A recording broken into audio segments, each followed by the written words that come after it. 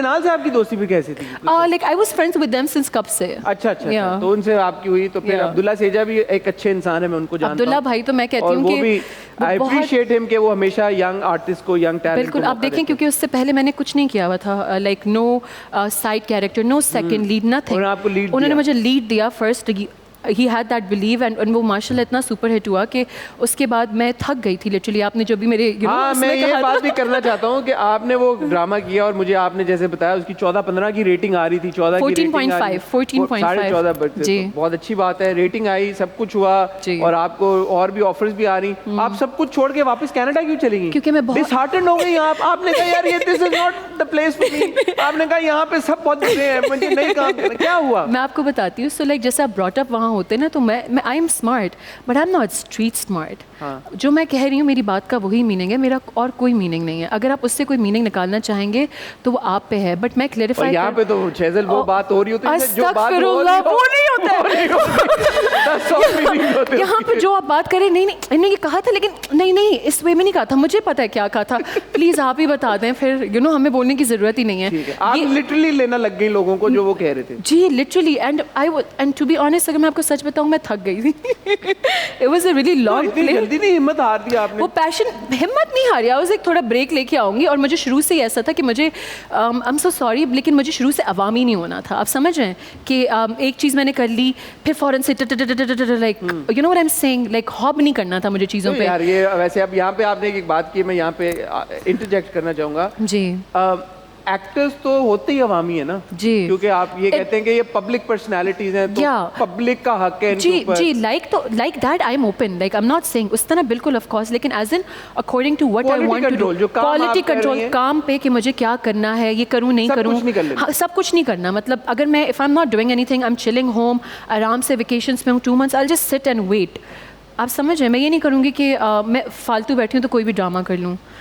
तो अच्छा ये तो फिर जो पहला प्रोजेक्ट आपको मिला, तो इसका मतलब है कि एज सच आपको स्ट्रगल तो माशाल्लाह नहीं करनी पड़ी। अगर एक ही चीज़ का स्ट्रगल करना पड़ा वो उर्दू का, और मुझे कोई अल्हम्दुलिल्लाह कोई स्ट्रगल नहीं करना पड़ा क्योंकि कास्ट भी पाकीज़ा पुप्पो की, एवरीबडी वाज अमेजिंग।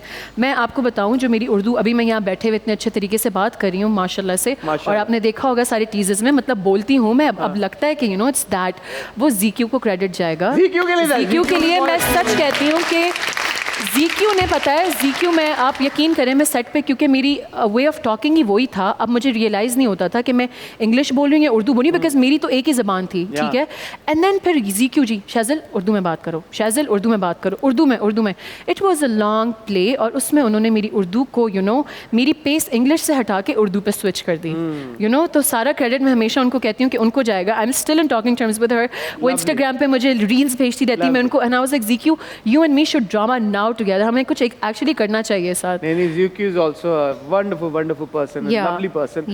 तो ये भी आपने एक बात देखी, नोटिस की होगी कि जो आपके को एक्टर्स होते हैं, कॉलीग्स होते हैं, उनका बहुत इंपॉर्टेंट रोल होता है 110%, स्पेशली नए एक्टर्स के लिए, क्योंकि अगर ज़ीक्यू की जगह शायद कोई और होता, वो ये कहते हैं कि भाई they must have not done it, करने दो ना, तो क्या हुआ जी। बट द फैक्ट कि ज़ीक्यू ने उनको अप्रिशिएट किया, एनकरेज किया और उनको हेल्प आउट किया, ये बहुत अच्छी बात है। ज़ीक्यू के लिए तालियां, बिल्कुल ऑफ कोर्स, और सारे उन एक्टर्स के लिए भी तालियां जो नए एक्टर्स को, नए टैलेंट को मदद करते हैं, उनको असिस्ट करते हैं। बिल्कुल।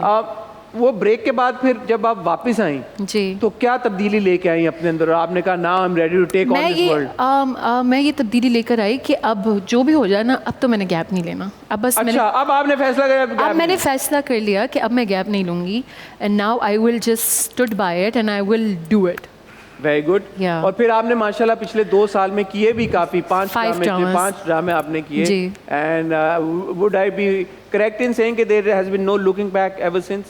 ऑफर्स आ रही हैं आपको कंटिन्यूअसली एक ड्रामे के बाद, बार-बार आगे? जी, अल्हम्दुलिल्लाह यही हो रहा है। Shahzal, are you happy with the content that is being made in Pakistan? As such, if I'll say 60%, I'll say yes, and 30% I'll say no. Why do you say yes? वो 60% भी बताएं, एंड व्हाई डू यू से no वो 30% भी बताएं? 60% मैं इसलिए कहूँगी कि 60 and 40 या 60 मैं इसलिए कहूँगी कि आई थिंक जो हमारे ड्रामाज हैं, आई थिंक पाकिस्तान के ड्रामाज इज़ वर्ल्ड वाइड इतने फेमस हैं कि हमारे जैसे ड्रामाज कोई नहीं बनाता, तो वो 60% क्रेडिट इस चीज़ पे जाएगा और 40% ये कि एस्टैब्लिश्ड ऑडियंस को यस, और established audience around the world भी हम और होने चाहिए in terms of our drama thing. और मुझे लगता है कि हमारी आवाम को और हमारे माइंडसेट को भी हमें visionary out of the box, ये जैसे ये एक राउंड टेबल है, इसके बाहर भी देखना चाहिए। एंड व्हाई नॉट, बिकॉज जो देखता है वो कर सकता है, फिर वो करते हैं। हमें विजन अपना लेके आना होगा एंड ओपन माइंडेड होना होगा and open for new stuff, new things. We should think out of the box. मुझे बस ये लगता है we have to think out of the box, we have to think big and we have to come up with fresh concepts.